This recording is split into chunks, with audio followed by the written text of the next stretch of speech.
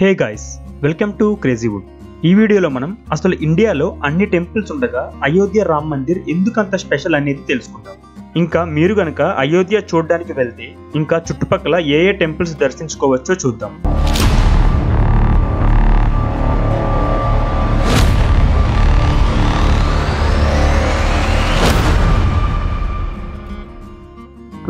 Jan 2024 ఈ date ని మనం మర్చిపోలేం. బికాస్ ఆ రోజు రామ్ మందిర్ లో ప్రాణ ప్రతిష్ఠ చేశారు.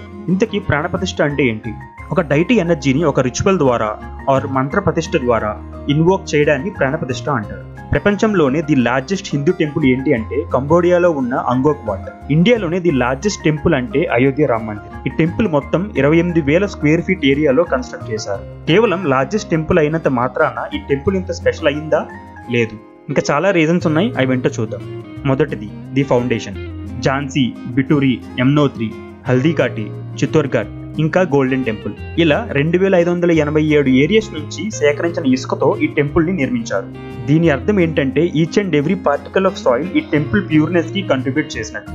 అంతేకాకుండా డిఫరెంట్ రీజియన్స్ ని యూనిటీగా కలుపుతోంది అని అర్థం. రెండోది లెగసీ ఆఫ్ సంపురాస్. సంపురాస్ యొక్క వారసత్వం. సంపురాస్ ఫ్యామిలీ మెంబర్స్ ఆర్కిటెక్ట్స్. వీళ్ళు ప్రపంచంలో 100 కన్నా ఎక్కువ టెంపుల్స్ క్రాఫ్ట్ చేశారు. సోమనాథ్ టెంపుల్ ప్లానింగ్ కూడా వీళ్ళదే. చీఫ్ ఆర్కిటెక్ట్ అయిన చంద్రకాంత్ అండ్ వాళ్ళ ఇద్దరు కొడుకులు ఆశీష్ అండ్ నిఖిల్ కలిసి అయోధ్య రామ్ మందిర్ ప్లానింగ్ లో ఇన్వాల్వ్ అయ్యారు. No iron or steel used. Reports ఏం చెప్తున్నాయంటే రామ్ మందిర్ కంప్లీట్ గా స్టోన్స్ తో కన్స్ట్రక్ట్ చేశారని, ఒక్క single iron or steel use చేయకుండా. ఇంకా ప్రతి బ్రిక్ మీద శ్రీరామ్ ఇన్స్క్రిప్షన్స్ ఉన్నట్టు చూసుకున్నారంట.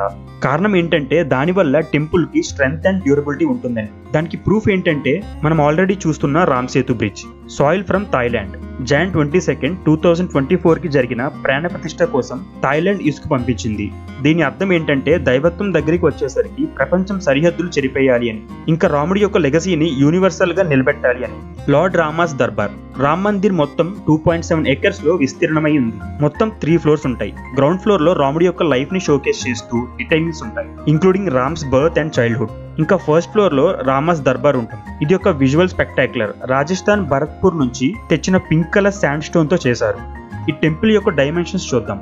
360 feet లెంత్, 235 feet విత్, ఇంకా 161 feet హైట్.